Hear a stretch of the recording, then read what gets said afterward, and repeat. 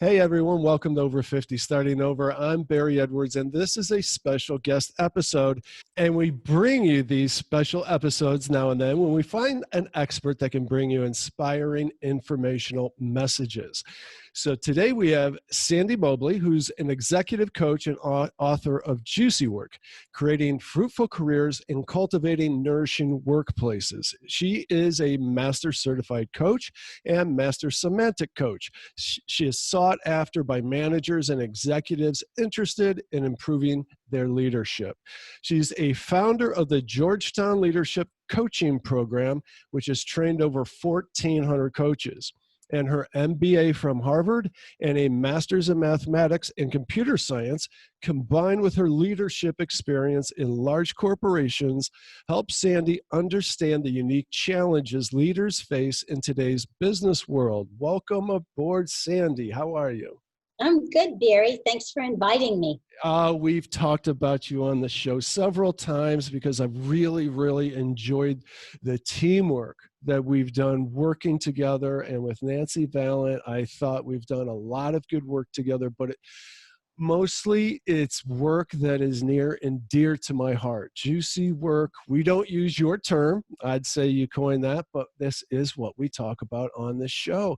And at first, before I just want to get to know, have our listeners get to know you a little better, I want to ask you, Master Somatic Coach, what does that mean?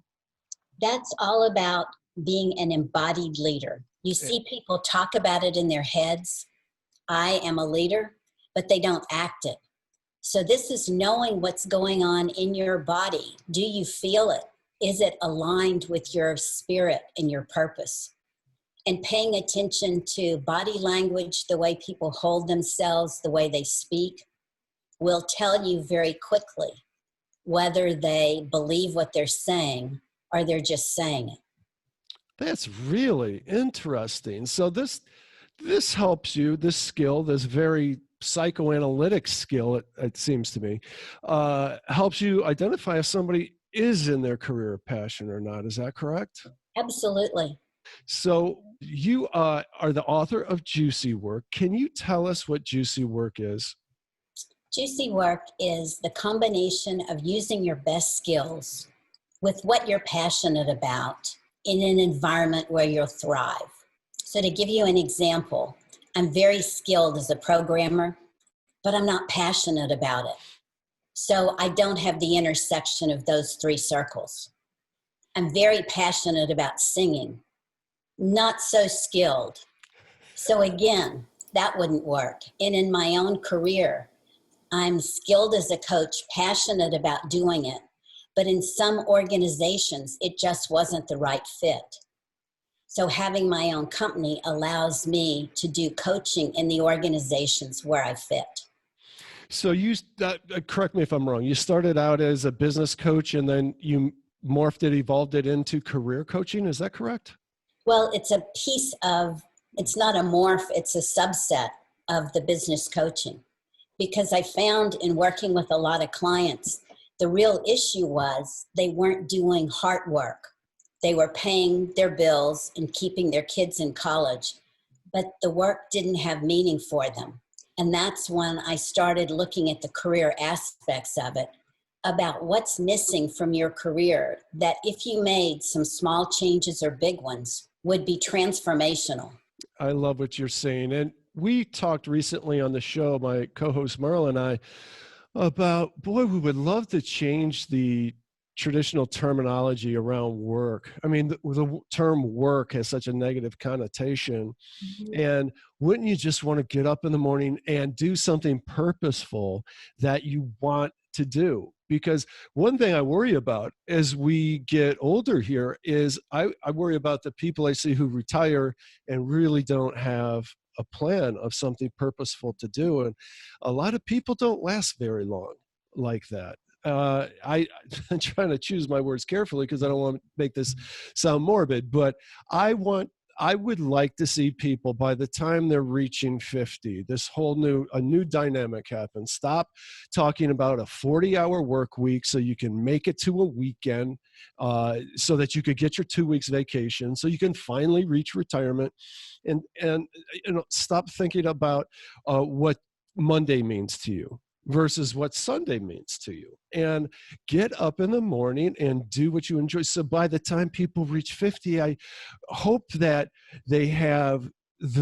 all the knowledge and experience under their belt that they need to do things, what they always talked about and what they always wanted to do, and embark on it and spend the rest of their lives. Forget about, oh, I got to retire at 65. Don't, the people I admire most are the ones that just never retire. You see celebrity personalities, politicians that are working at 75, 80 years old, that are millionaires. They're doing what they want to do. I just think that that's a goal that we should all have. And why doesn't everyone want that? I have theories. I want to know what your theories are. Well, I think there's a couple of things happening. I think for some people, they don't believe it's possible. They have no experience with what meaningful work would be. And I remember one of my clients said that his dad would come home and they'd say, "How was work today, Dad?" He'd say, "I hate it." So this client had no expectation that work would be meaningful, joyful, until we started working together. Oh, that's fantastic. Actually, that sounds a lot like my upbringing. I came up in a very blue-collar family, blue-collar neighborhood, and I really had the impression that if you were enjoying what you were doing, it wasn't work. Real work is hard, and you don't you're supposed to be miserable. I also, and with that comes limited beliefs that we get hardwired. Yeah, we get really hardwired with that. I think a lot of people couldn't possibly identify what their work of passion would be. How do you have a conversation with people with that problem? Well, I have a technique that I use where I say, "Tell me about a time when you were fully engaged, when you were joyful and doing things that were meaningful to you." And it brings up things like it could have been years ago when they were working in their Sunday school, teaching kids and seeing the kids come alive. Or it might be a story of when they worked with someone part-time, helping them do a landscape design. And even though they didn't have the skill, just working with them and working with their hands was meaningful. So I think everyone has had some experience that if you tease it out, you see elements of what's meaningful. I definitely agree with you. Something that I went through for myself several years ago. It was the birth of Over 50 Starting Over, actually. I hit a crossroads where I was battling some depression, some big problems. My life just hit a wall. Not a good wall. And I made a list of everything that I loved about my career and everything I hated about it. And that's how Over 50 Starting Over got started, because I love teaching and I love helping people. And so that's something I concentrate on. And I concentrate a lot more now on, and I'm talking about in my particular career, targeting clients and past clients that I love working with, good people. There isn't enough time in the day to work with people that are making you miserable. So it's a snowball effect, I think. That's the joy of having your own business. The joy and challenge, the extreme challenge. Let's see, you work with business leaders primarily and cultivating nourishing workplaces. That's a tough one. A toxic workplace. We've all known of them. How do you approach that one? Well, first you have to make sure that the leader is willing to change it. Because change starts at the top. And I've seen leaders unconsciously do things that make it toxic, like pitting people against each other or not having clear expectations. So people are always uncomfortable, or even not managing their own emotions. so that one day they come in and they're happy and you're having a good time, and the next day they come in and bite somebody's head off.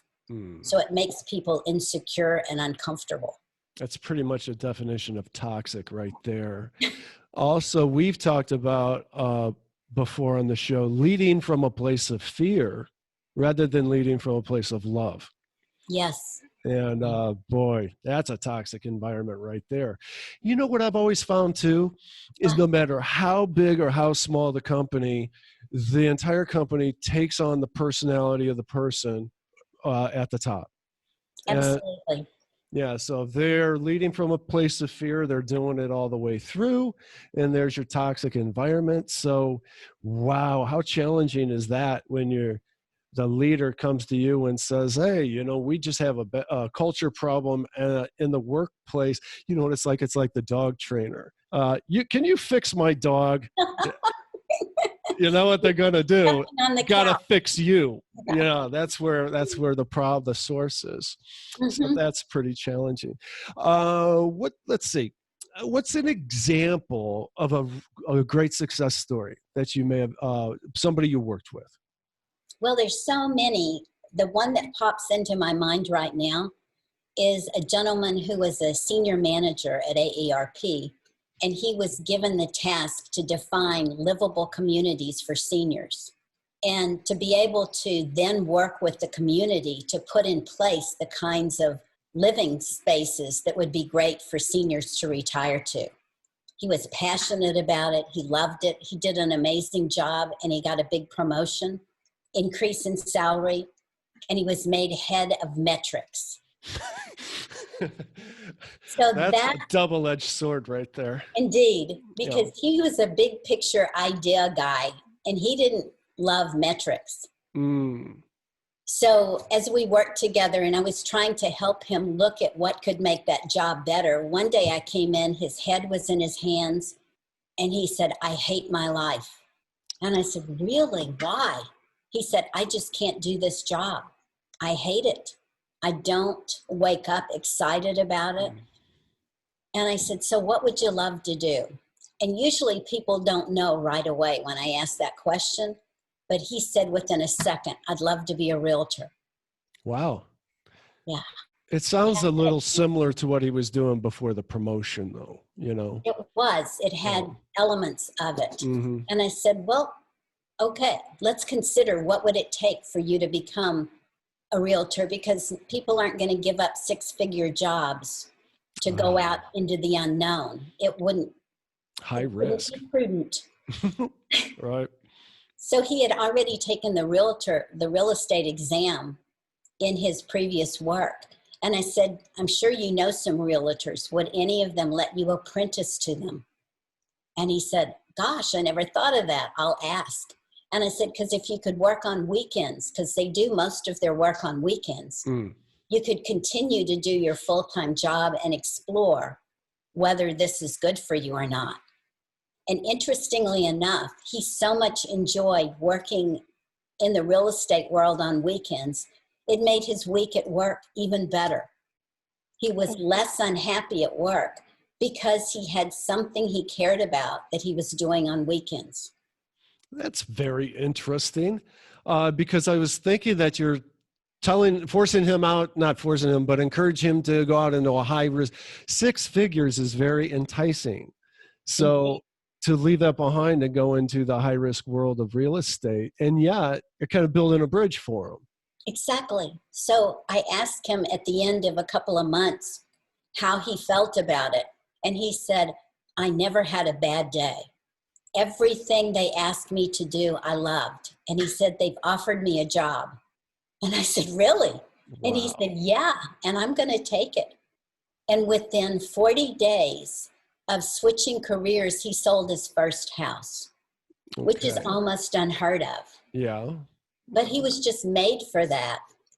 And this year he was recognized by the Washingtonian magazine as one of the best realtors in the DC, Virginia area. Wow. Wow. And you look at him and he's just full of joy. How long has he been doing that now?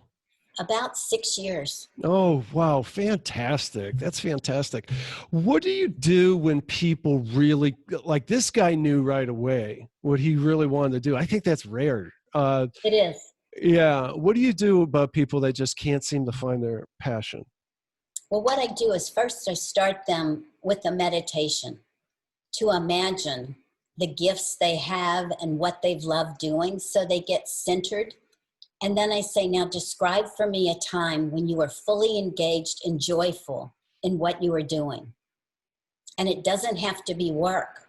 So whatever they bring up, I can tease out what the elements of that are and then align it to a career path. Nice. How long does this process usually take? Is this a one session kind of thing, or is it a? One session to figure out what's the juicy work, what are the elements of it, and then we look at mapping that skill set and that passion to various industries. What about another situation? I find I have clients in this situation sometimes that I help them with is they lose the passion in their career and they're just kind of stuck and miserable, especially if they've been at it for 20 years or longer. I think you could get jaded, you get in a rut. Do you have an example of a story like that where you actually just help somebody rediscover the passion in their career? I did, but it wasn't necessarily in their career. Mm. I work with a lot of government people, and there's a huge golden handcuffs. Because if they stay 20 or so years, they get a pension for life. Not many organizations offer that. Right. So I was working with one woman who had loved what she was doing. And then, like you said, as she moved up in the organization, it became more administrative. And I asked her, what are the parts of your job that you love the most? And she said, that's when I'm developing the people under me and mentoring. And I said, did you ever consider taking a coaching program? And she said, no. The organization even funded for her to take a $12,000 coaching program, knowing that those skills would come back to the organization. And in doing so, it made her a better leader. And she discovered that this was her life's work. So when she retired 3 years later, she started a coaching company, coaching back to the government, and loves every day of her life. Oh, that's such a great story. There was an interesting story on the news the other day about a woman who's an attorney who does flower arranging on weekends. And Really? she loves being an attorney. She loves the law, but it doesn't have the creative outlet for her. So working in the floral community on the weekend gives her that extra pizzazz. Or, you know, people who sing in choirs and they love that, and that brings them juice. Or who volunteer. And I often recommend to clients who aren't fully engaged at work to volunteer, but not do something that's more drudge, but Right. do something that's fun. Right. I totally down with that. I talk about that as well. Oh, I had something that just escaped. I was going to say, so the lawyer that's doing the flower arrangements on the weekend, you know, she's going to turn that into more of a, she's going to finally get tired of doing the law and turn that into her full-time gig and be very happy with it. I think that's a beautiful story. Do you have some advice for people that are actually in their correct field, but they've lost their way? They lost their passion behind it. I encourage this sometimes. I wonder how do you identify if someone's just stuck? Well, that's one of the places I do workshops. Is it to change your career or change yourself? Because maybe if you show up differently, you're going to be more successful and engaged and happy. So you had mentioned earlier about doing a pros and cons. What do I like about my job? What do I dislike? So I think that's a great place to start. And if what they dislike is maybe managing, but they love doing the work, then they might enjoy going back to being a subject matter expert or being a consultant in that field. Because what I found in my own career is that I moved up. I got further away from doing the meaningful work, and was more into administrative tasks and leading other people who are doing the work I love to do. And that's when I decided to go out and become a consultant and do the work that mattered. That's funny because that's exactly what happened to me coming out of college. And I got my first, real job in my career of choice with a small agency. And over 5 years, I worked my way up to leading the agency as creative director. And I hated it because now I was a manager. I was managing other designers and they're doing most of the design while I'm doing paperwork and quotes. And he touched me, that kind of stuff, managing personalities. And that's when I went out on my own at 27 years old and never looked back. And like, if I'm going to do everything anyway, I might as well be on my own and be able to pick and choose more of my direction. But boy, what a lot of ups and downs when you're on your own, Absolutely. Yeah. You go through a lot of phases, taking on a lot of projects and clients that you may not have otherwise if you're busier. For our listeners out there, do you have some tips that people can put into practice for themselves that maybe they just need a little guidance? Maybe they're in doubt about whether they're in the right career or not. I think this is very common. And then I'm going to do a follow-up question with a whole lot of people out there right now are looking for jobs, new jobs, kind of in a bad place. A lot of people are. So if you can speak to any of this. I think the first thing is to really assess what your gifts are. And a lot of people don't pay attention to that. They take their gifts for granted and they're far more aware of their weaknesses. So I use a branding worksheet with them to help them identify what are your skills, what are you passionate about, how have you used those skills so they made a difference for the organization. And when you think about your legacy, what would you like that to be? And then to reduce all that down into 2 or 3 sentences so when they introduce themselves to someone, they can crisply and concretely say what they're looking for and what they're good at. That helps a lot. It does help a lot. I know when I'm working with companies that do various marketing and advertising, I suggest that they create something of 3 different elevator pitches, for lack of a better word. So you have your 10-minute spiel if you actually have something like that. That is good for doing a promotional video as well, that you may want to put right on the front of your website and share on social media and stuff like that.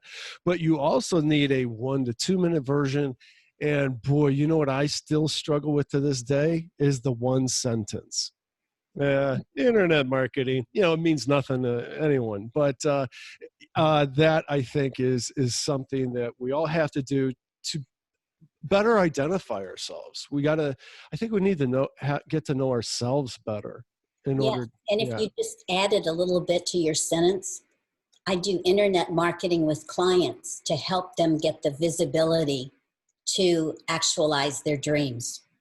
I love that. I got to write that down. Hey, I got this recorded. So there is that. Because then you're speaking to what's in it for the other person. That's what's important in that elevator pitch, is that people can see why they would use your services. You mentioned your workshops. What workshops do you offer that could perhaps our listeners may be interested in? Well, I do a lot of work helping coaches increase their skill set because I'm a master coach and they're learning how to coach. I do workshops in how do you help people find their careers, because often they teach you to help people work within the square they're already in, and you don't help them see possibilities for what else they might do. If you are job challenged, perhaps you would like to find, I'm speaking to you listeners, perhaps you would like to talk to Sandy about doing a very meaningful career in helping other people find their best careers. So, Sandy, where can people find out more about you and very importantly, buy your book, Juicy Work? Well, the book is on Amazon. And you just Google Juicy Work. You don't have to go through all the other pieces of it. And I have 2 websites, juicywork.com and the Learning Advantage Inc.com. All right, fantastic. You could also get juicy work at thelearningadvantageinc.com. I should say the link to it. I happen to know that because I designed those sites. That I'm very happy with, by the way. Thank you so much. And any parting words for our listeners? Always believe that meaningful work is possible. Because if you believe it and you hold on to that belief, you'll make it happen. Love that. Love that. Okay. With that, guys, catch us at over50startingover.com. You can just sign up from the pop-up window right there and get all these episodes dropped right to your email box. So thank you very much, and we'll talk to you next week.